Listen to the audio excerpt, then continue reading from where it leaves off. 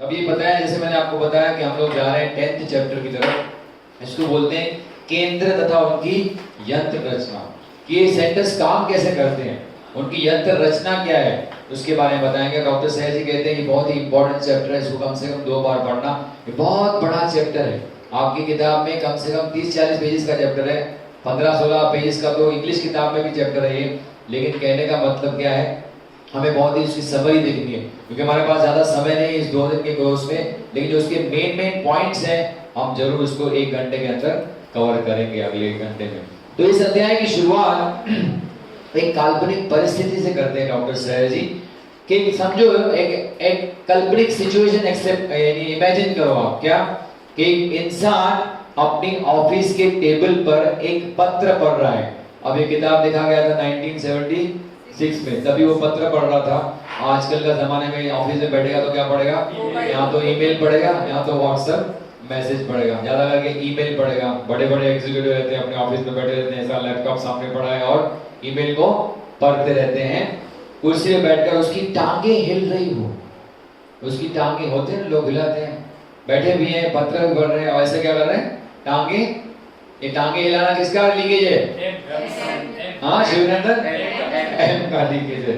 हाथों की उंगलियों से वो तबला भी बजा रहा है, किसका लीकेज है? ये एम का लीकेज है, ये एम का लीकेज है। सामने क्या कर रहा है वो? एक पत्र भी ईमेल के माध्यम से पढ़ रहा हो, आंख के एक कोने से किसी को ध्यान से देख रहा हो, उस पर निर्भर करता है उसके विचार। ये सामने किसको देख सकता है? अपने ऑफिस में बैठता है तो सामने हो सकता है उसके ऑफिस के गेट पे क्या पड़ता है, एक चपरासी खड़ा हो। उसके ऑफिस के अंदर क्या हो सकता है, एक उसकी क्लर्क हो या उसकी सेक्रेटरी हो। उस व्यक्ति ने भारी भोजन किया हो, जैसे अभी आप करोगे दोपहर को भारी भोजन, क्योंकि मस्त स्वादिष्ट भोजन मिलेगा, तो या तो भारी भोजन किया हो सकता है उस व्यक्ति ने, या ऐसी आशा कर रहा हो कि अभी मैं ये काम पूरा करूंगा ना तो एक मेरी बीवी मस्त मेरे लिए क्या गर्मा गर्म भोजन भेजेगी और मैं उसको क्या करूंगा, खाऊंगा। और अंत में पत्र के विषय में भी कुछ विचार उसके चल रहे हैं। जो ईमेल पढ़ रहा है उसके बारे में भी सोच रहा है, कोने से सेक्रेटरी को भी देख रहा है, कोने से चपरासी को भी देख रहा है, तबला भी बजा रहा है, पैर भी हिला रहा है, यानी अलग अलग एक्टिविटीज एक ही समय पे आदमी कर रहा है। अब डॉक्टर सहज जी करते हैं कि कल्पना करें अलग अलग कार्य वो एक साथ कर रहा हो और उसके साथ चलने वाले उसके अलग अलग विचारों के रूप, यानी अलग अलग विचार उसके मन में कितने उठ रहे होंगे। लेटर कुछ विचार निर्मित करता है, खाना खाने के बाद कुछ विचार निर्मित होंगे, या खाने की अपेक्षा करता है उसके विचार निर्मित होंगे, या सेक्रेटरी को देख रहा है तो उसके विचार निर्मित होंगे, या चपरासी को कुछ देख रहा है तो उसके विचार निर्मित होंगे। तो इस प्रकार से अलग अलग विचारों की श्रृंखला उसके अंदर चल रही है। ऐसा इंसान कैसे सक्षम हो सकता है स्पष्ट सोच के लिए? इसलिए कहते हैं हमारा सोच हमेशा क्या होता है, अव्यवस्थित, बहुत सारे विचार एक साथ हमारे अंदर आते हैं, इसलिए हम लोग स्पष्ट रूप से सोच नहीं सकते हैं। 20 से ज्यादा बार खुद का निरीक्षण करने को लोग डॉक्टर सहज जी कहते हैं कि दिन में थोड़ा समय निकालो, जब भी बैठे हो ना थोड़ा सा एक आधा मिनट का भी ब्रेक ले लो और अपने माइंड को आंख बंद करके देखो कि कैसे क्या विचार चल रहे हैं। कम से कम 20 बार खुद को देखने के लिए सलाह दे रहे हैं डॉक्टर सहज जी कि हमारी सोच कितनी अव्यवस्थित है। ऐसा अंदर देखोगे, अंदर सेल्फ एनालाइज करोगे तो आपको लगेगा कि कितने उल्टे सुलटे विचार मेरे मन में दिन भर चलते रहते हैं। इससे हमारा क्या हो सकता है, सुधार हो सकता है। और इसका क्या कर रहे हैं डॉक्टर सहज जी कहते हैं कि हर हफ्ते में मूल्यांकन करने की सलाह देते हैं, जिससे पता चलेगा आपको कि मेरा कौन सा केंद्र है जो मैं ज्यादा इस्तेमाल करता हूँ, बार बार कौन सा केंद्र में ज्यादा इस्तेमाल करता हूँ, और कौन सा केंद्र क्या होता है दूसरे केंद्रों पे हावी होता है। कि इमोशंस के थॉट हमेशा बार बार आपको आ रहे हैं या सेक्स के विचार आ रहे हैं, तो ये मालूम पड़ेगा आपको जब आप निरीक्षण करोगे, अरे हर बार सेक्स के थॉट, हर बार सेक्स के थॉट, यानी मेरा क्या है, सेक्स का सेंटर क्या है, ज्यादा पावरफुल है और वो दूसरों के ऊपर क्या हो रहा है, हावी हो रहा है। It is dominating the other centres. अगर आप रोज खुद का इस प्रकार से विचारों का निरीक्षण करोगे थोड़ी देर के लिए, भले आधा मिनट 1 मिनट भी करो, लेकिन 20 बार सलाह देते हैं डॉक्टर सहज जी करना चाहिए दिन में। बाहर से आने वाला जो कोडेड इंपल्स होता है इंद्रियों के माध्यम से आता है, जैसे मैंने आपको बताया और आने के बाद कहाँ जाता है वो IESM तक पहुंचता है और वहां पे क्या किया जाता है वो डिकोड किया जाता है, जिससे क्या बनते हैं भाई हमारे विचार बनते हैं। ये तो आपको सारा नॉलेज है। लेकिन इस प्रक्रिया को, जो ये प्रक्रिया होती है कि कोडेड इंपल्स आया, IESM को हिट किया और उससे क्या हो गए विचार निर्मित हो गए। इस प्रक्रिया को दो चीजें होती है, एक होती है गति, it comes with speed, and होता है दूसरा क्या होता है उसको वाइब्रेशंस होते हैं, क्या बोलते हैं उसको कंपन। तो इस चीज को, इस पूरी प्रक्रिया को, कोडेड इंपल्स आना, हिट करना, विचार निकलना, इस पूरी प्रक्रिया को होती है क्या, एक स्पीड होता है और एक क्या होता है उसको कंपन यानी वाइब्रेशन होता है। और दोनों को मिला के अगर स्पीड इनटू वाइब्रेशन करेंगे तो दैट बिकम्स योर इंटेंसिटी। तो इंटेंसिटी का मतलब क्या होता है, speed into vibration is equal to intensity. वो उसका थॉट का इंटेंसिटी बन जाता है, जिस स्पीड से आता है और जिस वाइब्रेशन से आता है वो मल्टीप्लाई करेंगे तो आपकी बन जाती है इंटेंसिटी। ये आवेग IESM केंद्रों पर आते हैं जो कि स्थान है बहुत ही ज्यादा कॉन्शियस व बुद्धिमान कोशिकाओं के। मैंने आपको कल ही बताया था कि IESM केंद्र क्या है, they are nothing else but what, they are the cells, आपकी कोशिकाएं जो क्या है स्पेशलाइज्ड कोशिकाएं, जिनको एक कार्य दिया गया है कि वो क्या करें, आने वाले कोडेड इंपल्स को विचारों में कन्वर्ट करें। ये उनका क्या है मेन उद्देश्य है इन कोशिकाओं के। और ये कोशिकाएं कहां पे होती हैं भाई, पहला लेक्चर याद करो, फ्रंटल लोब के किस में होती है, ग्रे मैटर में होती है, बरोबर है। तो स्पेशलाइज्ड कोशिकाएं जिनका काम ही क्या है, सारा दिन क्या काम है उनका, फोटो बनाना, डिकोड करके फोटो क्रिएट करना। ये प्रतिक्रिया करने में सक्षम होते हैं और परिवर्तित करते हैं आने वाले कोडेड इंपल्स को विसंकेतिक विचारों में। उनके पास एक कैपेसिटी भगवान ने दी है, क्या, कोई भी कोडेड इंपल्स आया आप उसको डिकोड करना है और डिकोड करके आपको विचार निर्मित करना है। जैसे एग्जांपल बताते हैं कि जैसे ही आपने क्या किया, आपको बताया स्वादिष्ट भोजन सामने आया और मुंह में ऑटोमेटिकली सलाइवा आना शुरू हो जाती है। इसका मतलब क्या है, कोडेड इंपल्स गया और आपका अंदर से क्या हो गया, एक्टिवेट हो गया सिस्टम और आपको सलाइवा आना शुरू हो गई। ये नेचुरल रिफ्लेक्स एक्शन होता है, इसको हम ऑब्जर्व कर सकते हैं। दूसरा एक एग्जांपल मैंने अपने हिसाब से नहीं दिया है, लेकिन डॉक्टर सहज जी अपने हिसाब से इस किताब में लिखते हैं, वो ये है कि फीमेल को एक मेल कम कपड़ों में देखता है तो तुरंत उसको क्या हो जाता है, मानसिक खलबली से गुजरता है। कहते हैं जैसे किसी को फिट्स नहीं आता है कि कोई लड़की को कम कपड़ों में खाली देखे एक मेल और सडनली उसकी क्या होता है, सेक्सुअल फीलिंग क्या हो जाती है, अराउज हो जाती है। ये भी क्या है, प्रतिक्रिया है आपके एस सेंटर की। जो कोडेड इंपल्स आया एक कम कपड़ों वाली लेडीज का, जाके हिट किया एस सेंटर को और क्या किया हमने, प्रतिक्रिया क्या की, हम उसमें इमोशनली यानी सेक्सुअली एक्टिवेट हो गए। एक लेडी ने एक शोरूम में क्या देखा, एक मस्त हीरो का हार देखा, उसको पसंद आ गया तो उसकी मानसिक यंत्रणा चालू हो जाती है कि कैसे मैं अपने, अगर शादीशुदा हो तो हस्बैंड को पटाऊं।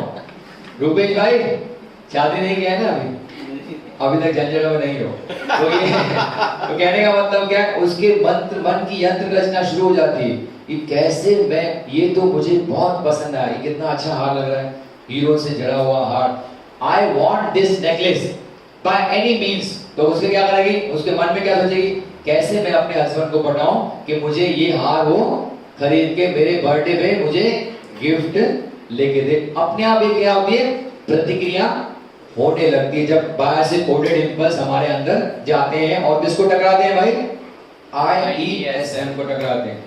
आवेग आता है और लाता है एक छोटा सा ऊर्जा का टुकड़ा। तो एवरी जो कोडेड इंपल्स अंदर आता है ना, it comes with a packet of energy, a very small packet of energy वो लेके आता है। हर बार बाहर से कोडेड इंपल्स आया, छोटा पैकेट ऑफ एनर्जी हमारे भीतर आता है। अब जब उसको हम डिकोड करते हैं, जब वो IESM में क्या होता है, डिकोड होता है, तो ये छोटा पैकेट ऑफ एनर्जी या तो क्या हो जाता है, बड़ी ऊर्जा की रकम हो सकती है, या तो वो क्या हो सकता है, जल के खत्म हो सकता है, पीछे कुछ भी छोड़ेगा नहीं। वो डिपेंड करेगा किसके ऊपर कि आप कोडिंग डिकोडिंग क्या कर रहे हो, सही तरीके से डिकोडिंग करते हो कि गलत तरीके से डिकोडिंग होता है, उस पर निर्भर करता है। अगर आप सही तरीके से डिकोडिंग करते हो, आपकी सेंटर्स की क्या है, संतुलन बना हुआ है, तो आपकी every decoding can save energy for you. और छोटी मात्रा का जो एनर्जी आई थी, it will be converted into big mass of energy. अगर प्रॉपर डिकोडिंग नहीं हुई तो वो जल के राख हो जाएगा, आपका उसका कोई भी उपयोग आपके शरीर को होने वाला नहीं है। ये निर्भर करता है सही या गलत विसंकेतन के तरीकों पर। जब जमा होती है ऊर्जा तो वो बढ़ाती है इंसान के आंतरिक शरीर की, क्या करती है, मन की दशा को बढ़ाती है, यानी हमारा मेंटल एनर्जी उससे क्या हो जाता है, बढ़ जाती है। जब प्रॉपर डिकोडिंग होता है और जो छोटा एनर्जी का टुकड़ा आया था, हम उसको क्या करते हैं, बड़ी एनर्जी में कन्वर्ट करते हैं, तो हमारे अंदर क्या हो जाती है, ऊर्जा इकट्ठी होती है, तो हमारा मानसिक बल क्या हो जाता है, और ज्यादा बढ़ जाता है। और जब ये विघटित होती है तो इंसान को थका देती है, ज्यादा करके ये क्या होती है, थका ही देती है, क्योंकि आते हैं और हम प्रॉपरली उसको डिकोड कर नहीं पाते हैं। ऐसे ही इमोशन से बह जाते हैं, हार देखा तो सारा दिन एनर्जी उसी में जाएगी कि भाई ये हार मुझे चाहिए। उल्टा सुल्टा लड़की को कम कपड़ों में देखा तो सारा दिन क्या हो जाएंगे, उसी सेक्सुअल फीलिंग्स में क्या करेंगे हम लोग, बहते जाएंगे। इसको बोलते हैं improper technique of handling the coded impulse. उससे हमारी एनर्जी को हम क्या कर सकते हैं। अभी कोई मुझे पूछ रहा था सबसे ज्यादा एनर्जी लॉस किसमें होती है, तो एस सेंटर का जो लीकेजेस है वो सबसे ज्यादा नुकसानकारक है। उसके बाद कौन सा नुकसानकारक है, ई सेंटर। उसके बाद आई एम सेंटर का लीकेजेस सबसे कम से कम क्या है, नुकसानकारक है। इसकी जो ज्यादा फिजिकल वर्क करते हैं उनकी एनर्जी का इतना नुकसान नहीं होता है, कंपैरेटिवली जो लोग ज्यादा इमोशंस और ज्यादा सेक्सुअल एनर्जी का वेस्ट करते हैं उनमें एनर्जी का लॉस क्या हो जाता है, ज्यादा होता है। अब क्या कहते हैं, आवेग जो कोडेड इंपल्स आते हैं वो कितने गति से हमारे पास आते हैं, ये 120 प्रति सेकंड की दर से at the rate of 120 impulses per second these impulses are coming and entering our body। समझ में आई बात, कहां से इंपल्स आते हैं, 6 तरीकों से आपको मैंने कल बताया था, कौन बताएगा।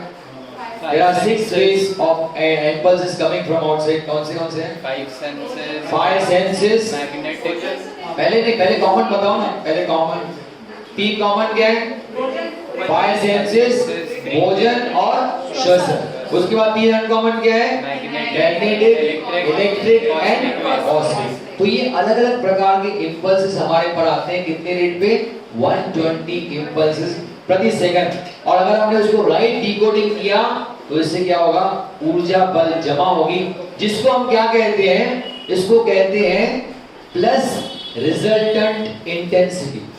प्लस रिजल्टेंट इंटेंसिटी का मतलब क्या बताया मैंने आपको, what do mean by intensity, speed and vibration multiplied is equal to intensity. तो जब आप राइट डिकोडिंग करते हो तो आपके अंदर ऊर्जा जमा होती है, इसको हम क्या बोलते हैं भाई, आपके अंदर ऊर्जा जमा हुई, यानी आपके खाते में क्या हो गया, प्लस बढ़ोतरी हुई, क्या हो गई, आपके बैंक खाते में, मानसिक बैंक खाता, वो खाता मत समझना, don't take it with your original bank account, उसमें बढ़ोतरी नहीं होगी, लेकिन आपका मानसिक बैंक खाता भी है जहां को आपको एनर्जी क्या करनी है, सेव करनी है, वो बढ़ जाएगी अगर आपने क्या किया, राइट डिकोडिंग किया। तो इससे हमारी ऊर्जा जमा होगी और इसी को कहते हैं प्लस रिजल्टेंट इंटेंसिटी।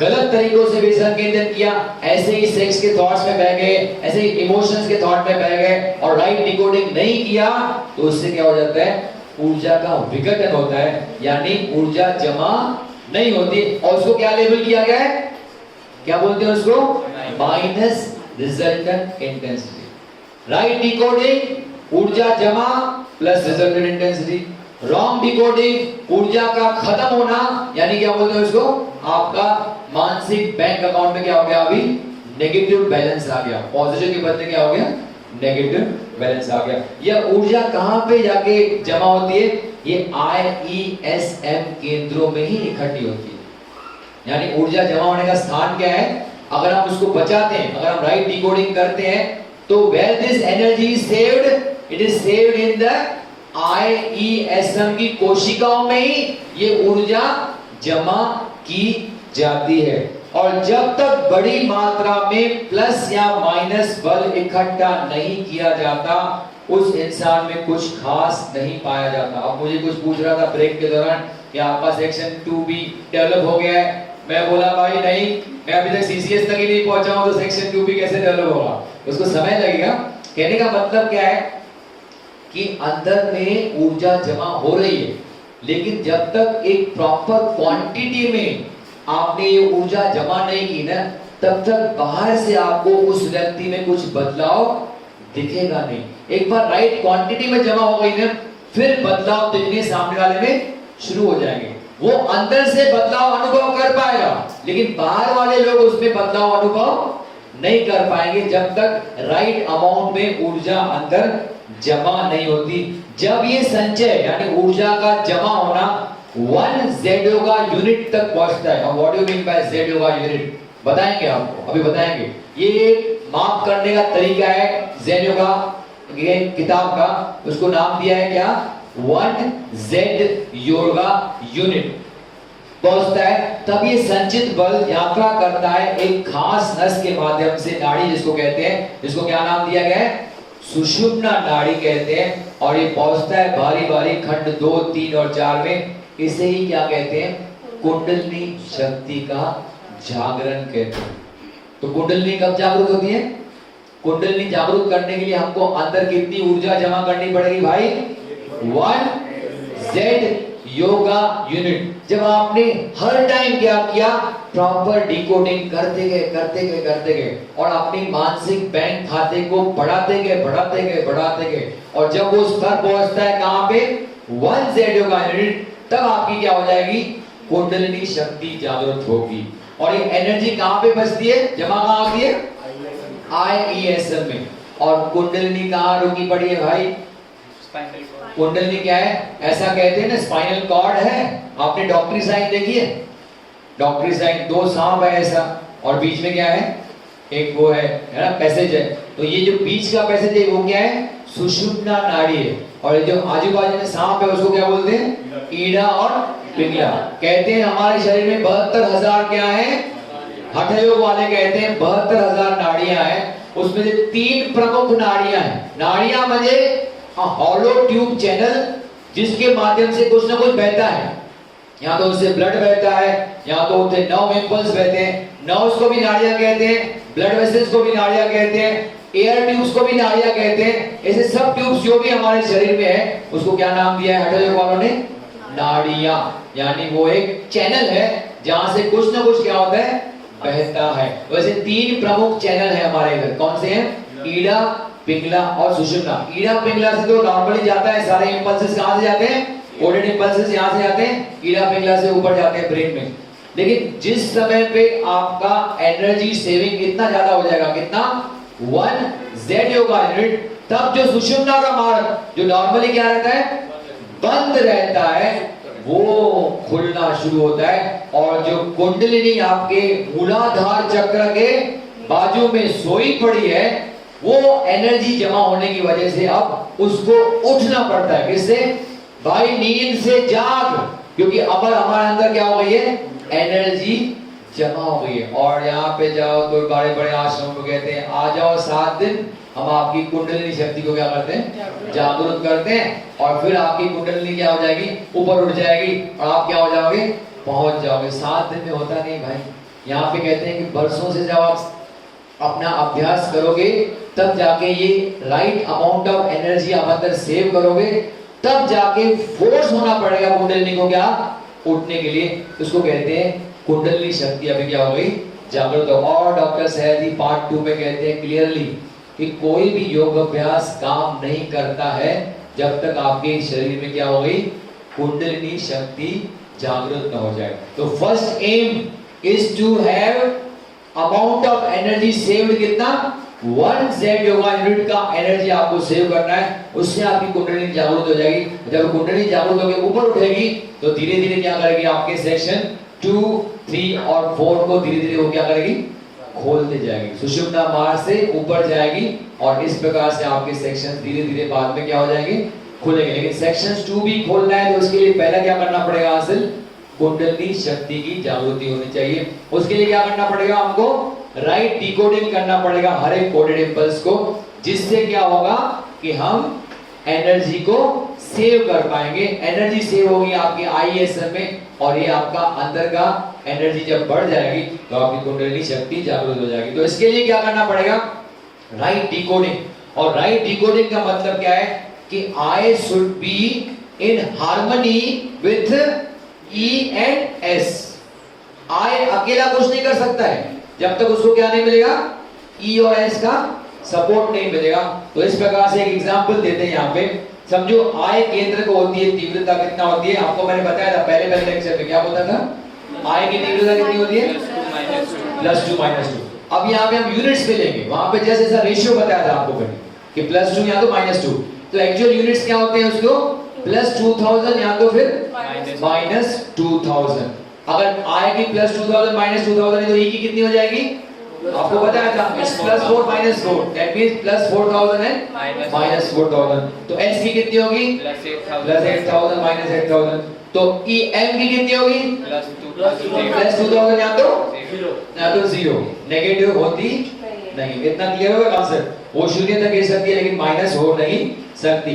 लेकिन ऐसा एक ही सेंटर हमेशा काम नहीं करता है। हमेशा जब भी कोडेड इंपल्स आते हैं तो 2-3 सेंटर क्या होते हैं? मिलके काम करते हैं। तो इसलिए कैसे कह रहे हैं कि ऐसा शुद्ध कार्य एक केंद्र का संभव नहीं होता है। कोई भी क्रिया होती है उसमें 2 या ज्यादा केंद्र शामिल होते हैं। या तो आई ई होता है या तो आई ई एस होता है। 3 में से 2 या तीनों कभी-कभी क्या होते हैं? शामिल होते हैं। एम तो बेचारा क्या है? मैथमेटिशियन, या दूसरा नाम क्या है उसका? सर्वेंट। हाँ, सर्वेंट या तो नौकर है। और क्या नाम है उसका? और कौन कौन से नाम है एम के? याद करो। अरे संस्कृत वेदांत में क्या है? लैटिन में क्या है? मनस मैन। और एक्चुअली क्या है? एक्चुअल मन कौन है हमारा? एम ही हमारा मन है। लेकिन वो अकेला कुछ कर नहीं सकता है। वो किसके ऊपर निर्भर करता है? इन आई ई एस केंद्रों की तीव्रताओं के ऊपर वो डिपेंड करता है। तो ये जब भी हमारा कोई डिकोडिंग होता है तो सिर्फ एक सेंटर डिकोडिंग नहीं करता है, 2 या 3 सेंटर क्या होते हैं? एक साथ काम करते हैं। केंद्र जिनकी तीव्रता ज्यादा होती है वो हावी होते हैं दूसरे केंद्रों पर। और नॉर्मली तीव्रता किसकी ज्यादा होती है भाई? तो इसलिए हावी हमेशा कौन होता है? ई और एस दोनों। वो तो पक्के दोस्त हैं, आपको पता है, गाना सुना के गाना जोड़ के बताया ये दोस्ती हम नहीं छोड़ेंगे। तो normally they go hands in hands. कौन? ई और एस। और क्योंकि उनके पास ज्यादा तीव्रता है इसलिए हमेशा वो आई के ऊपर क्या करते हैं? डोमिनेट करते हैं। इसलिए हम लोग राइट डिकोडिंग नहीं कर सकते। इसलिए हमारा शरीर में शक्ति जमा नहीं कर सकते हैं। हर डिकोडिंग को होती है परिणामी तीव्रता। कुछ होती है प्लस, कुछ होती है माइनस, या कभी-कभी सभी प्लस होता है या तो कभी-कभी सभी माइनस। आपको मैंने उस एग्जांपल बताया था। सभी प्लस यानी क्या? कि एक विचार आया कि आश्रम बनाना है, इमोशन जुड़ गया, एस ने उसको शक्ति दी तो तीनों क्या हो गए? पॉजिटिव हो गए। तो क्या बन गया? आश्रम। और उसी में उल्टा भी मैंने बताया था कि आई तो पॉजिटिव है लेकिन ई और एस को सपोर्ट नहीं करते हैं, तो आई को भी क्या करते थे? वो नेगेटिव हो जाता है। और यहाँ पे अगर इम्प्रॉपर डिकोडिंग होता तो क्या हो जाता था? क्या बनता था यहाँ पे? एक 3 स्टार होटल। अभी 3 स्टार नहीं, 2 स्टार 2 स्टार आश्रम है। ठीक है। तो कहने का मतलब क्या है? वो डिपेंड करता है कि कौन सा पॉजिटिव। तो अल्टीमेटली रिजल्टेंट इंटेंसिटी यानी तीन केंद्रों का खेल है, तो उसमें से काट साट के फाइनल क्या बनती है? That is called as resultant intensity. Plus minus जोड़ के फाइनल प्रोडक्ट क्या बनता है? That is your resultant intensity. मान लीजिए आई केंद्र प्राप्त करता है एक सांकेतिक आवेग और भेजता है आदेश दूसरे केंद्रों को। अगर तीव्रता दूसरे केंद्रों की या केंद्रों की ज्यादा है तो आई केंद्र के मुकाबले यानी परिणामी तीव्रता दूसरे केंद्र अथवा केंद्रों की ज्यादा होती है, तो वो क्या हो जाएंगे? वो आई केंद्र पर डोमिनेट करेंगे। आई केंद्र के पास बेचारे के पास +2000 की तीव्रता है और वो आदेश भेज देता है। लेकिन अगर दूसरे केंद्रों की तीव्रता +-4000 है या -8000 है तो वो क्या करेंगे? जो आई केंद्र ने निर्देश निकाला था, आदेश निकाला था, उसको क्या कर देंगे? वो रिवर्स कर देंगे, उल्टा कर देंगे, जिसके परिणाम स्वरूप क्या होता है, जो आदेश आय केंद्र के द्वारा निकाला गया था उसका पालन नहीं किया जाता है, और उल्टा आदेश जो दूसरे केंद्र जो इसके ऊपर क्या है डोमिनेट कर रहे हैं उनका आदेश पाला किया जाता है। आपको आना था शिविर पे, लेकिन आप शिविर पे नहीं आए गए, आप लोनावाला कहां चले गए, पिकनिक में चले गए। यानी क्या किया, आपके आय सेंटर ने सोचा था कि मुझे जेनो का शिविर ज्वाइन करना है, but you went to other place, यानी आपके ई और एस ने क्या किया, उस डिसीजन को क्या कर दिया, रिवर्स कर दिया, और आप यहाँ पे शिविर अटेंड करने नहीं आए, जो कि काफी विपरीत हो सकता है उस आदेश के जो आय केंद्र ने निकाला था। इसे कहते हैं एक केंद्र का दूसरे केंद्र पर क्या डोमिनेट करना, और यही जिंदगी भर चलता रहता है। अगर हम लोग ई और एस से प्रॉपर कम्युनिकेशन आएगा नहीं रहेगा ना, तो ई और एस हमेशा क्या करते हैं, आय को डोमिनेट करते रहते हैं। सामान्य रूप से आय केंद्र भेजता है कई ऐसे आदेश ई और एस केंद्रों में, लेकिन आदेश को उल्टा कर दिया जाता है इन केंद्रों द्वारा। ऐसी बार बार विफलताएं आय केंद्र को स्थायी रूप से रखती हैं इन केंद्रों के द्वारा हावी। यानी बेचारा हर टाइम आय केंद्र को सोचता है कि मुझे कुछ अच्छा करना है, मुझे कुछ अच्छा करना है। जैसे आप सोचोगे कल जाने के बाद क्या, मैं योगा रोज करूंगा, मैं योगा रोज करूंगा, लेकिन इमोशंस और जब तक एस सेंटर उसके साथ जुड़ेगा नहीं ना, वो तो बैठे हैं आपके दुश्मन, करके तो दिखा तू करके तो दिखा, अरे तू 5 बजे उठ के तो दिखा, तेरे को उठने ही नहीं देंगे हम लोग। योगा तो दूर की बात है, तू 5 बजे उठ भी नहीं सकेगा कल, कि जुगते तूने जब तक हमारी क्या नहीं ली, परमिशन नहीं ली ना, तब तक तुझे हम एक कदम भी उठाने आगे नहीं देंगे। ये हाल है, बिकॉज वो बहुत ही डोमिनेटिंग है, और हमको आय केंद्र को ये समझता नहीं है। वो समझता है कि मैं राइट हूं ना, मैं जो डिसीजन लूंगा मैं वो सही डिसीजन लूंगा, लेकिन उसको ये पता ही नहीं है कि जब तक इन दोनों का परमिशन नहीं लेगा आगे वो एक कदम भी बढ़ नहीं सकता। यही सच्चाई है, और यह भी सच्चाई है कि ई और एस केंद्रों का एक दूसरे के साथ क्या है, बहुत ज्यादा गहरा दोस्ताना है, और सामान्य रूप से वो हाथ मिलाए रखते हैं, जिसके फलस्वरूप आय केंद्र खुद को क्या करता है, निश्चित नुकसान में पाता है, और अक्सर आगे कोई प्रयास नहीं करता इन केंद्रों पर हावी होने का। जब एवरी टाइम आपने कुछ डिसीजन लिया और एवरी टाइम आपका डिसीजन उल्टा कर दिया गया, तो बाद में आदमी क्या हो जाता है, निराश हो जाता है, बोलता है छोड़ो यार मैं क्या करूं, मैं आगे से सोचूं करूंगा ही नहीं, मैं ये विचार ही मन में नहीं लाऊंगा कि मैं योगा करूंगा, क्योंकि एवरी टाइम मैं सोचता हूं और मैं हमेशा क्या हो जाता हूं, फेल होता हूं, क्योंकि उसको पता नहीं कि मुझे फेल करने वाले अंदर ही मेरे क्या है, 2 दुश्मन बैठे हैं जिनकी मैंने सलाह कभी ली नहीं, तो मुझे वो कामयाब होने देंगे नहीं। एम केंद्र संबंध नहीं रखता है आय केंद्र से अथवा ई और एस केंद्रों की जोड़ी से, लेकिन अनुकरण करता है उस केंद्र का जिसकी मजबूत परिणामी तीव्रता होती है, जिसका पलड़ा भारी, जैसे पॉलिटिशियन लोग, जिसकी पार्टी जीतने वाली होगी उसमें क्या करेंगे, दल बदलू, यहां से वहां दल बदलेंगे। तो एम सेंटर का कोई वास्ता नहीं रहता है आय की तीव्रता क्या है, वो खाली देखते रहेगा, बाबा तुम्हारी में से कौन डोमिनेटिंग है, I will go and support that dominating centre. मुझे आपकी तीव्रताओं से और कुछ वास्ता नहीं है, मुझे खाली डोमिनेटिंग पक्ष कौन है, मैं उसके साथ क्या करूंगा, जुड़ जाऊंगा, और अल्टीमेटली वही क्रिया कराऊंगा जो डोमिनेटिंग पक्ष की तीव्रता है, वही क्रिया आपसे कराऊंगा, भले ही वो आय केंद्र के विरुद्ध हो, उससे मुझे कुछ फर्क पड़ता नहीं। केंद्रों के काम करने का सही तरीका इस प्रकार होना चाहिए। क्या होना चाहिए, देखो अभी तक जो बताया वो केंद्रों के काम करने का सही तरीका नहीं, लेकिन आइडियल तरीका इस प्रकार होना चाहिए कि आय केंद्र संपर्क करे ई को और उपयुक्त भावनाएं निर्माण करे। तो ये आपके लिए भी यही है, यही आपके लिए लेसन है कि अगर आपको कल से अभ्यास करना है ना, तो पहले क्या करो, पॉजिटिव इमोशंस निर्माण करो योग के अभ्यास के प्रति। उसको ई को क्या करो, आय को अपने साथ, जो कोई तो एक पार्टनर आ जाए, अगर ई भी आ गया तो एस क्या हो जाएगा, अपने आप खींचा चलाएगा। क्यों, क्योंकि वो उसका क्या है, गहरा मित्र है। तो हमारा काम एक ही है कि पॉजिटिव इमोशंस निर्माण करो, लेकिन उसके लिए घाई ना करो, घाई नहीं करो। आप सोचोगे कल से ही करूंगा, ऐसा होने वाला नहीं है, हो सकता है उसको समय लगे, लेकिन ग्रेजुअली अपने अंदर समझाना है, अरे भाई मैंने इतना जो मेहनत किया, 2 दिन इतना मैंने लेक्चर सुना, इतना सब किया, अब तो मुझे थोड़ा सा अंदर इमोशन जागा है, तो चलो मैं 7 मिनट की क्रिया करके देखता हूँ। 7 मिनट बोला ना आपको कि संपूर्ण आरोग्य के लिए क्या चाहिए, 7 मिनट की साधना। चलो वो तो करके देखो, उसमें सक्सेस हुआ तो फिर आधा घंटा करूंगा, उसमें सक्सेस हुआ तो क्या करूंगा मैं 1.5 घंटा करूंगा, 1.25 घंटा करूंगा।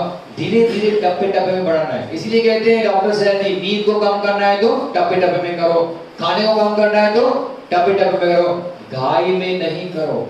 यही प्रॉपर यूज है इन सेंटर्स का कि आई सेंटर्स को उपयुक्त भावनाएं जगानी चाहिए, ई को अपने साथ लेना चाहिए, फिर एस को संपर्क करें अगर जरूरत हो तो, नहीं तो एस को संपर्क करने की जरूरत नहीं है। अगर आपके साथ ई आ गया ना, एस अपने आप क्या हो जाएगा, खींचा हुआ चला आ जाएगा। कभी कभी वो न आए, कभी कभी ऐसा होगा कि वो एस न माने, लेकिन वो कभी कभी होगा ज्यादा करके वो एस आपके साथ आ ही जाएगा।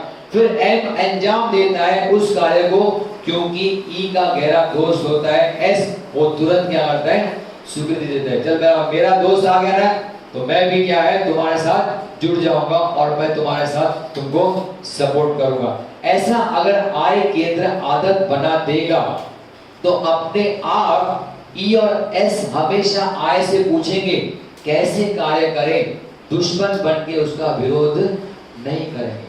अगर ई और एस को समझ गया ना कि आय हमेशा क्या है, हमसे सलाह देता है। मैं तो मस्त एग्जांपल बताता हूँ कि आपको अगर जेंट्स है ना, तो हमारे जेंट्स लोगों का ई केंद्र क्या है पता है, हमारी शादी करने के बाद वाइफ, उसको पटा लो और आपके बच्चे क्या है, आपके एस केंद्र है।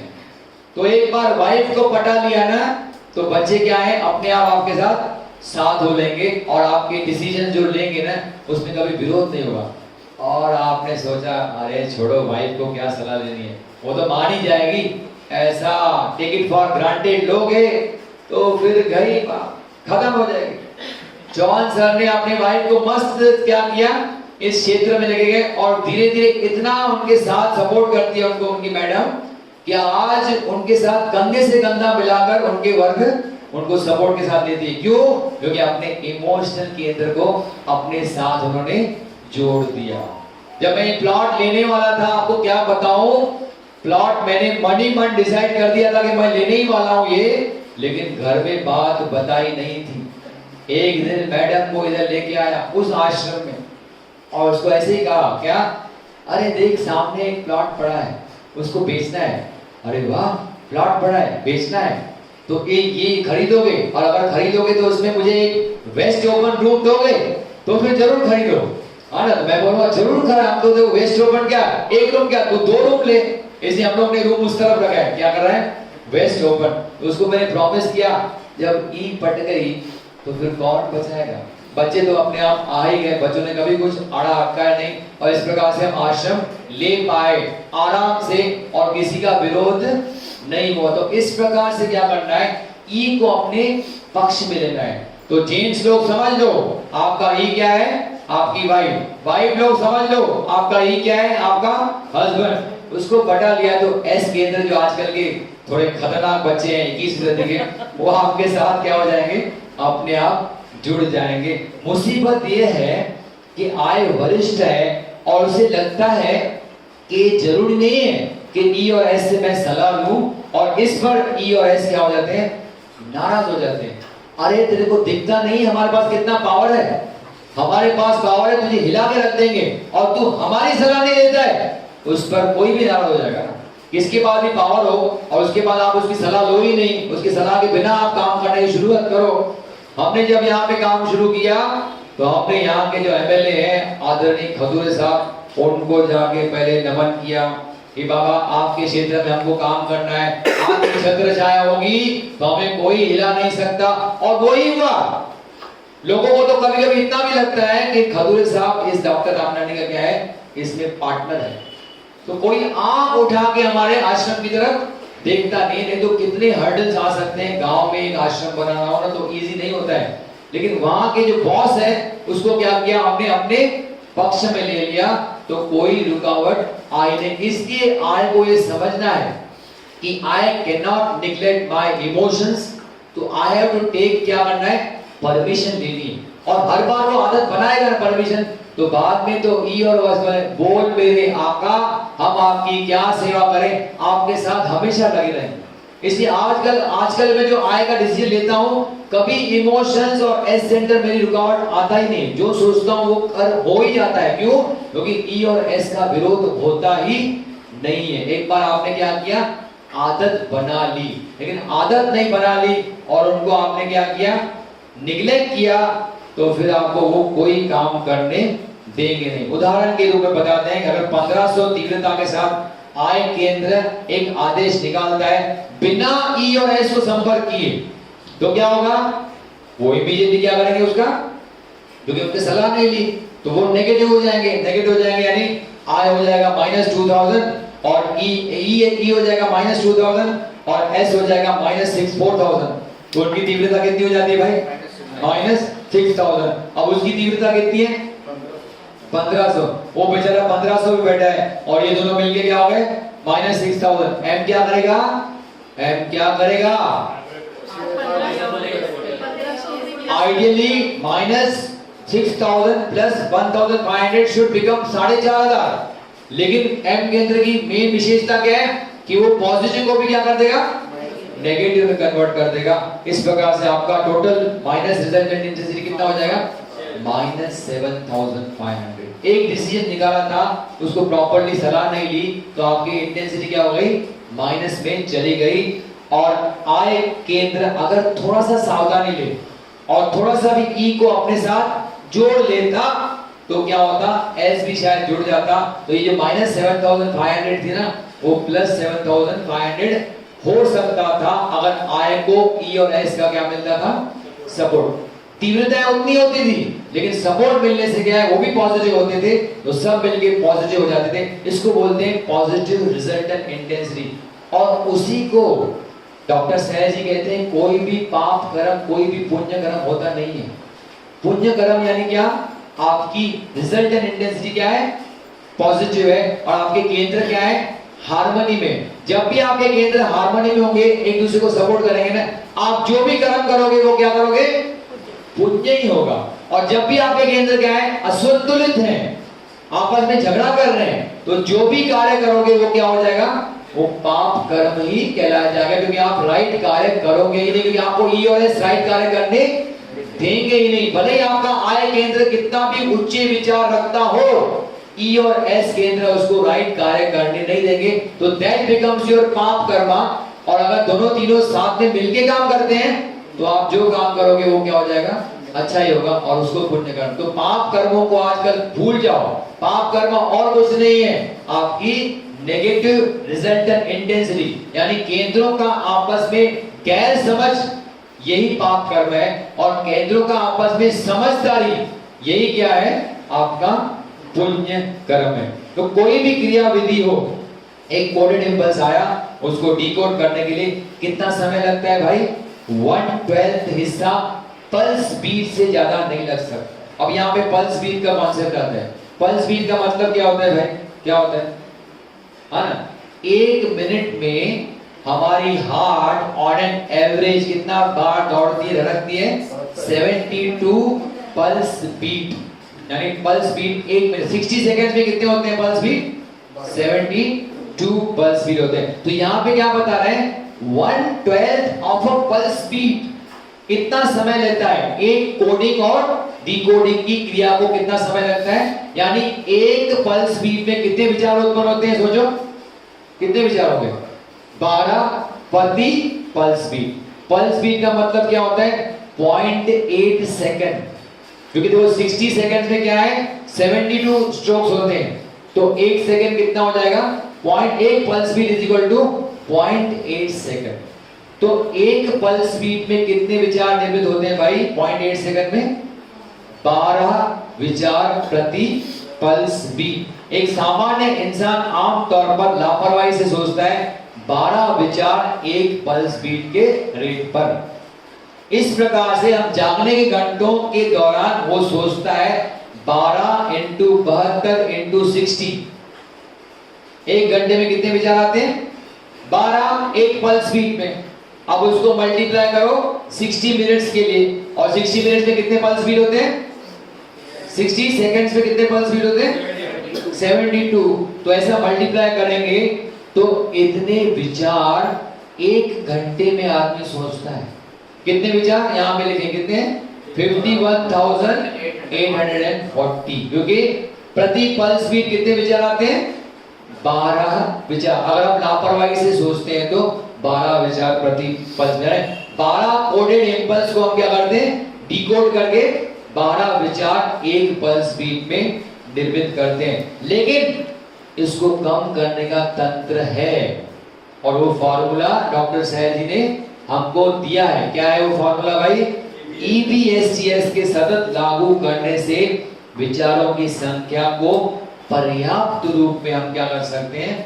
कम कर सकते हैं। क्योंकि क्या है, जहां जहां से कोडेड इंपल्स आ रहे हैं हम उसके ऊपर क्या कर रहे हैं? लगाम लगा रहे हैं।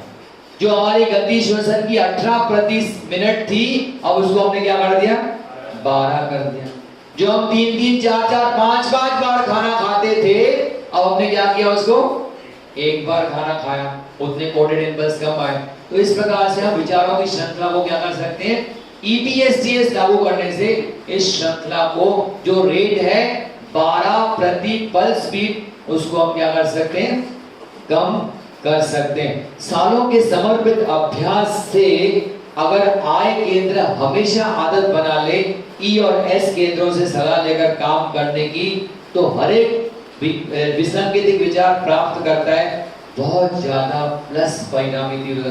सोचो कि आय केंद्र हमेशा एक आदत बना ले कि मैं कोई भी डिसीजन नहीं लूंगा जब तक मैंने E और S से क्या ली?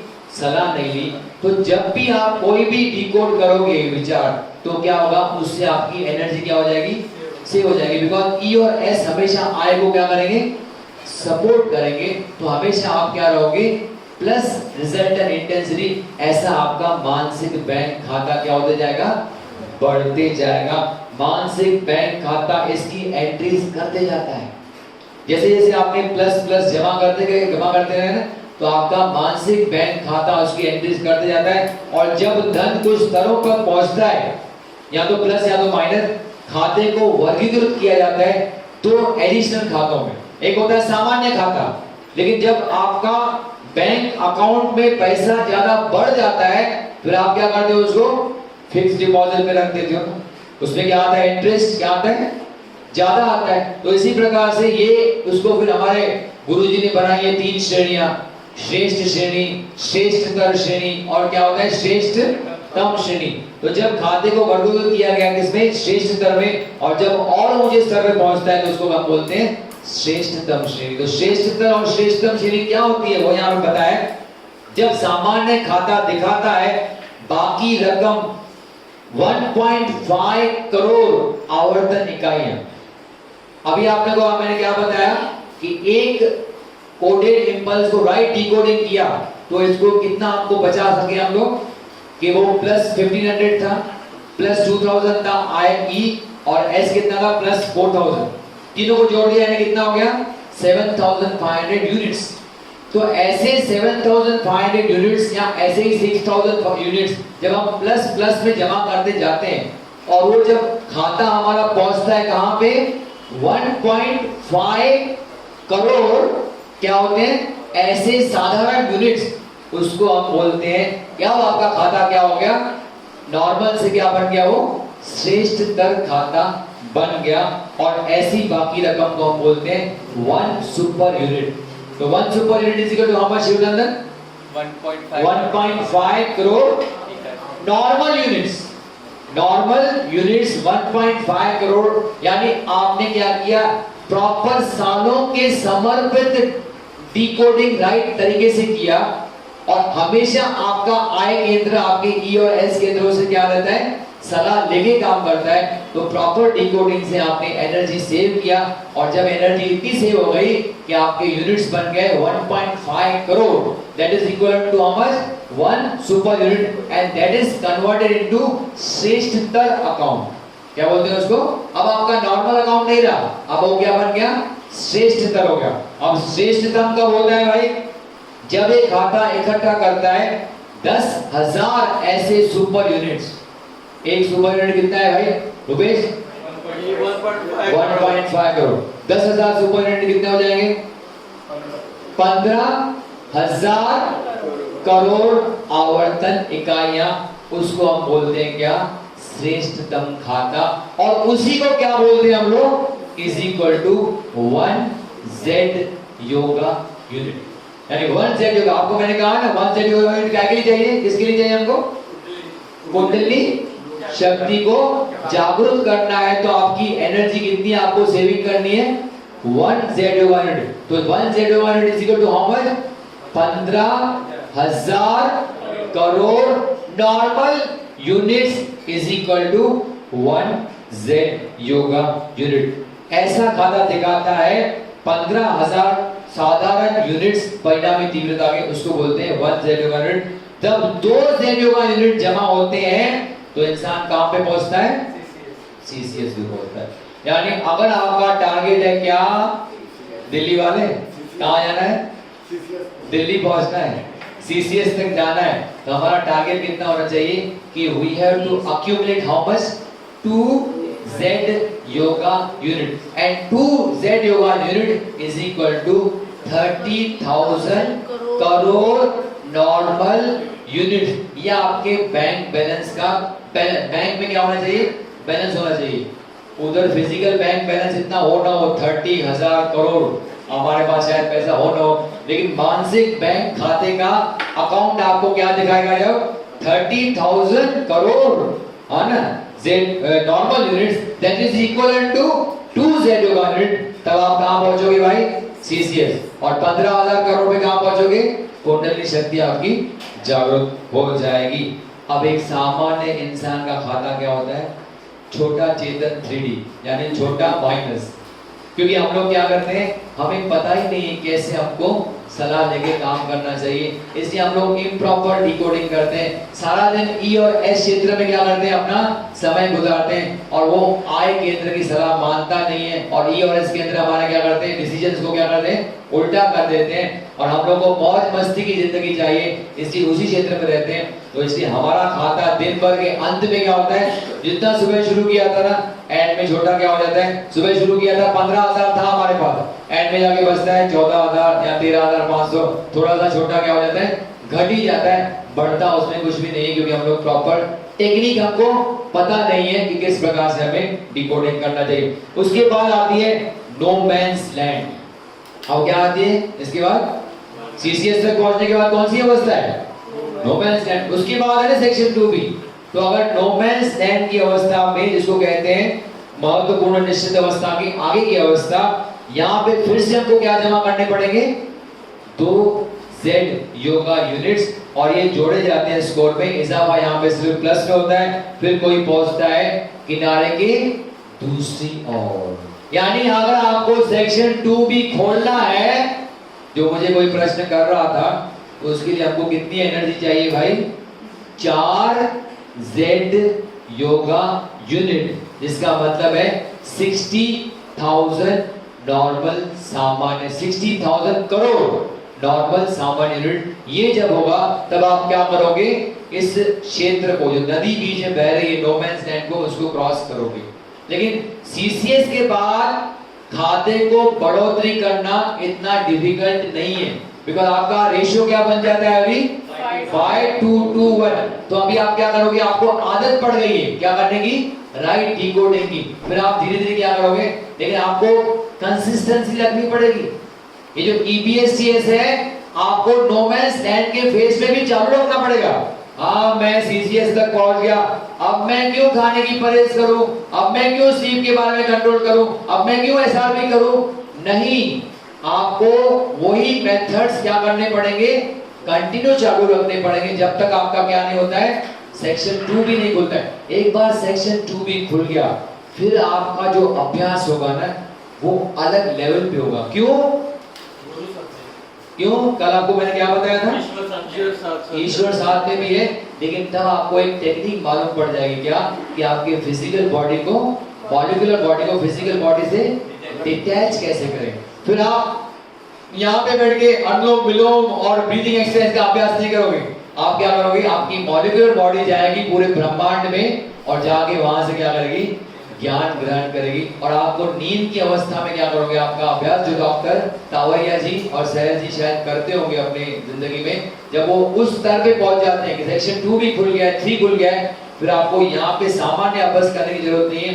आपका अभ्यास मॉलिक्यूलर बॉडी और उससे भी ज्यादा और एक सूक्ष्म शरीर हमारे अंदर, तीसरा शरीर, वो क्या है, इलेक्ट्रॉनिक बॉडी भी है। हमारे पास 3 शरीर मौजूद है, physical body, molecular body, electronic body. ये हमने अभी जो फॉलोअप सेशन हुआ था ना, उसमें हमने कराया था, वो आपको लिंक भेजेंगे, वो लेक्चर जरूर सुन लेना। वो चैप्टर 16 है जो हम लोग इस कोर्स में कवर नहीं करते यहाँ पे क्योंकि थोड़ा हायर लेवल का है, लेकिन उस लेक्चर में मैंने कवर किया है जो अभी हाल ही में हम लोग ने फॉलोअप सत्र रखा था, कुछ लोगों ने अटेंड किया था यहाँ पे। सुमन जी आप आई थी? नहीं आई थी, हाँ नारकर जी आप थे। तो उसमें बताया था मैंने कि कैसे फिजिकल बॉडी क्या होती है, इलेक्ट्रॉनिक बॉडी क्या होती है, मॉलिक्यूलर बॉडी क्या होती है। अगर जानना है तो चैप्टर 16 आपके इस किताब का अवश्य पढ़ लेना। वो हम लोग इस कोर्स में कवर नहीं करते, लेकिन फॉलोअप सेशन में उसका लेक्चर है जिसकी लिंक आपको भेज दी जाएगी और उसको आप जरूर सुन लेना, ठीक है। फिर कोई पहुंचता है नो मैन लैंड के, जब कोई नो मैन लैंड के दूसरी तरफ होता है तब वो इस्तेमाल कर सकता है मुक्त इच्छा का सही तरीके से और इच्छित लक्ष्य तक वो पहुंच सकता है। सिर्फ इस अवस्था के आगे ही संभव है क्या, धारणा, ध्यान और समाधि। धारणा किसका विशेषता है, किस सेंटर की विशेषता है धारणा? 2B। ध्यान किसकी विशेषता है? 2B की भी है और प्रगत ध्यान करना है तो 3 की है। और समाधि किसकी विशेषता है? सेक्शन 4। तो जब आप नो मैंस लैंड तक जब तक आपने क्रॉस नहीं किया तब तक आप धारणा, ध्यान, समाधि के बारे में भूल जाओ। इसके लिए आंख बंद करके मैं ध्यान करता हूं, उस कॉन्सेप्ट को दिमाग से क्या करो, निकाल दो। क्योंकि जब तक आपको 4 जेड का यूनिट जमा नहीं करते हो तब तक आप धारणा करने के लायक बनने। आंख बंद करके बैठना तो आसान है, आंख बंद करके बैठ के क्या करो, ऐसे अच्छा है what you should do, drift watching, जो कि हम लोग आज ही दोपहर को पहला सेशन हम लोग यहाँ पे करने वाले हैं। इस प्रकार से 10वां चैप्टर आपको पूरा मार्गदर्शन देता है, यानी आपको टारगेट देता है। ऐसे आंकड़े मिलते हैं ना तो हमारे मन में क्या होती है, उत्साह निर्माण होता है कि हमको क्या है, एक एम दिया है डॉक्टर सहज ने, उस एम तक पहुंचना है। और हमारे सबका एम क्या होना चाहिए, पहला एम होना चाहिए 1 जेड योगा यूनिट, जैसे हम अपनी कुंडली को जागृत कर पाए। दूसरा एम होना चाहिए 2 जेड योगा यूनिट, जिससे हमारा सीसीएस तक पहुंचे। और तीसरा और फाइनल एम होना चाहिए 4 जेड योगा यूनिट, जैसे हम लोग नो मैंस लैंड क्रॉस करके और फिर हम लोग क्या कर पाएंगे, प्रॉपर धारणा, ध्यान और समाधि का अभ्यास करेंगे जब हमारा सेक्शन 2B, 3 और 4 खुल जाएगा। इस प्रकार से चैप्टर 10 का जो समरी था मैंने आपको बताया, इसमें बहुत कुछ डिटेल है, आपको पढ़ना पड़ेगा। और हमारे को पढ़ना है तो आपको हमारे लेक्चर्स, जो ओरिजिनल लेक्चर्स हमने 29 रिकॉर्ड किए हैं, उसको आपको सुन के आइए मैडम, है ना। तो इस प्रकार से वो लेक्चर्स भी आप सुन सकते हैं और डिटेल इस किताब से आप पढ़ सकते हैं। लेकिन इस कोर्स के दौरान इतना नॉलेज आपको काफी है। ये टारगेट आपको पता होना चाहिए, ये केंद्रों का लेखा जोखा कैसे होता है, कैसे वो सामंजस्य में काम करने। अब इसी के ऊपर और विवेचन करेंगे अगले लेक्चर में, जो हम लंच के बाद यहाँ पे कवर करने वाले हैं।